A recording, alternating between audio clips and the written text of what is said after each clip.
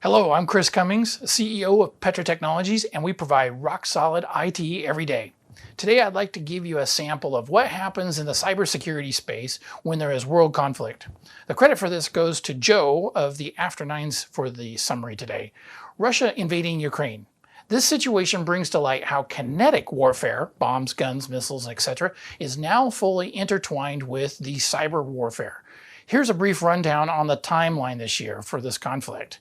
On January 11th of 2022, a joint alert from the FBI, Cybersecurity Infrastructure and Security Agency, and the NSA warns all critical infrastructure entities, including the healthcare sector, of ongoing targeted cyber attack from Russian state-sponsored cyber operations.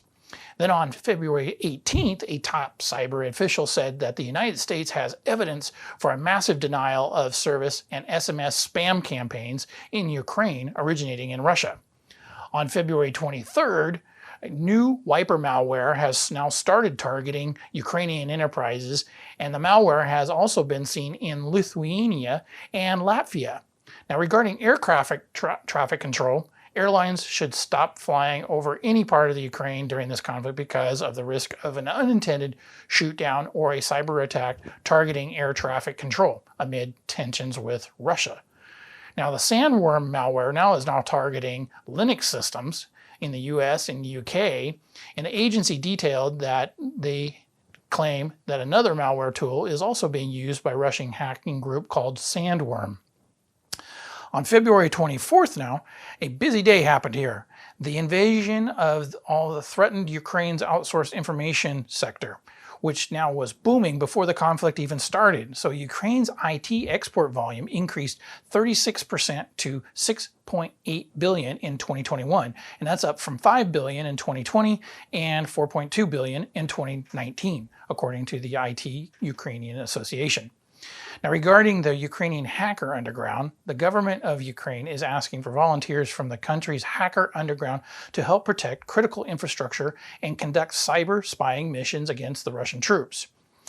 Now, regarding the U.S. cyber defenses, the President Joe Biden said that the U.S. is prepared to respond if Russia reacts to economic sanctions by launching cyber attacks against their private industry and infrastructure.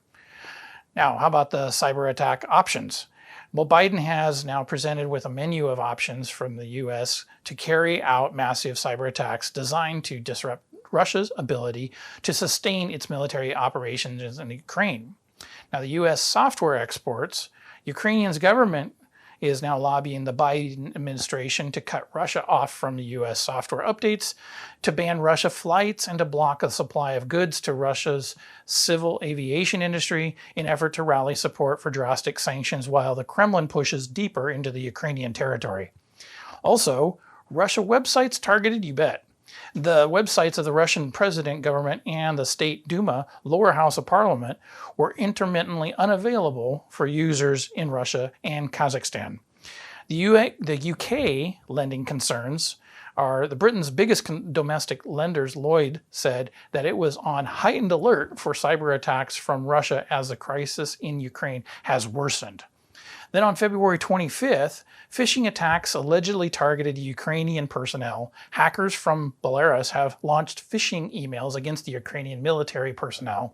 And the Mobile World Congress of 2022 cancels Russian pavilion. So there will be no Russian pavilion at the telecom conference, and a handful of Russian firms will be barred from the Mobile World Conference because of sanctions imposed on Russia for its invasion of Ukraine.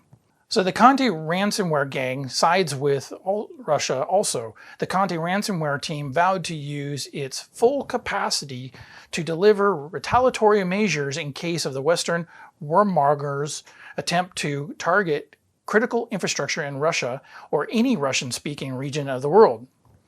With the Poland cyber attacks, the computer servers of the Polish government and National System for Payment Clearing have experienced more cyber attacks during the recent days also.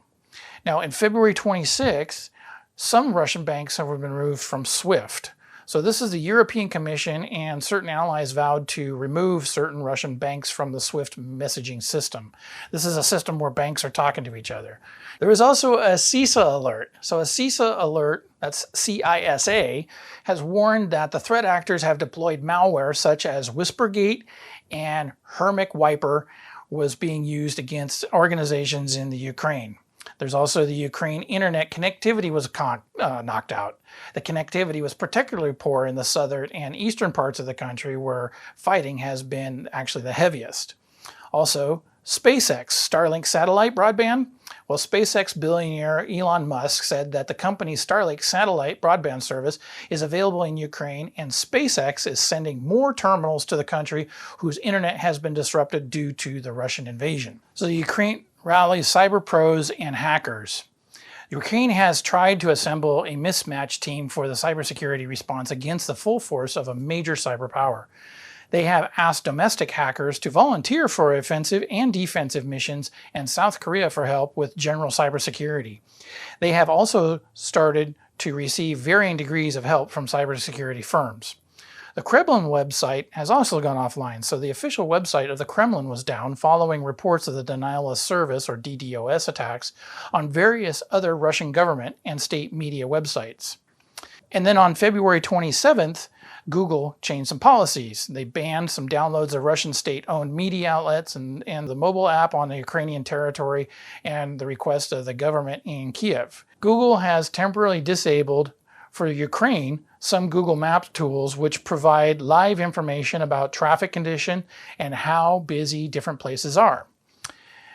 The U.S. banks also prep for inbound cyber attacks. So the U.S. banks are also preparing for retaliatory cyber attacks after Western nations slapped a raft of stringent sanctions on Russia for invading Ukraine.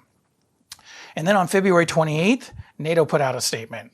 A cyber attack on NATO member state could trigger Article 5, which is the Collective Defense Clause, amid concerns that the chaos in cyberspace around Russia's invasion for Ukraine could spill over into other territories. Payment companies were also turned off in Russia.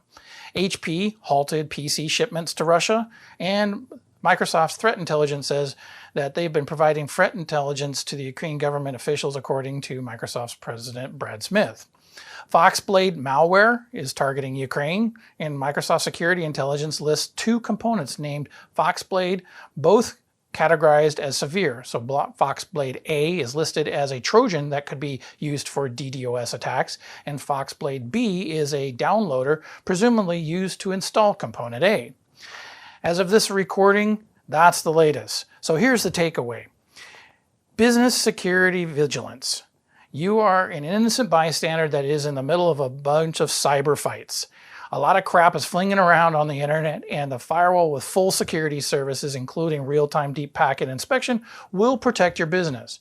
So the internet is not bound to a single location. This is all over the place. So until next time, find us on Facebook, YouTube, and on the web at Petra Tech IT. If you found this information useful, please share it. If you have any questions or comments, please drop them into the comment section and I'll address them in a future video. Thanks.